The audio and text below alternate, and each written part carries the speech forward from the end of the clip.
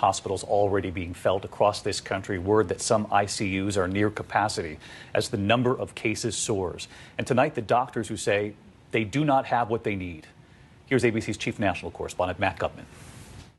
Tonight, one of the biggest expansions in hospital space in American history. From coast to coast, temporary hospitals being built at breakneck speed. This field unit for coronavirus patients under construction on a soccer field outside Seattle. And this as emergency room officials fear being overrun when the virus peaks. We have patients who we suspect highly have COVID but have not been the testing is not completed because the testing is taking so substantially long. Our ICUs are already at capacity before this pandemic began, and now we're pushing them over. While thousands are lining up at drive-through testing sites like these in Texas and Georgia. So many seeking tests are unable to get them. I was sitting on the couch, and my wife was in the kitchen, and I almost passed out.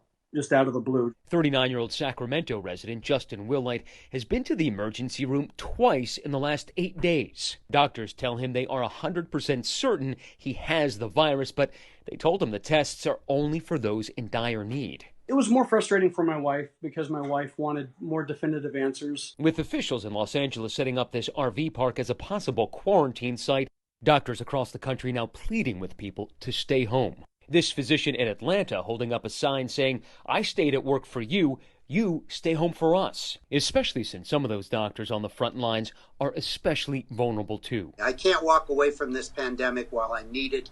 But that said, I have at least a 10-fold higher mortality rate. Some hospitals reporting a short supply of ventilators. Doctors in other countries have rigged them so patients could share them, but haven't taken that measure yet. That is now being discussed as a last resort among some health officials. We're exploring how to make that work, and that creativity is absolutely essential.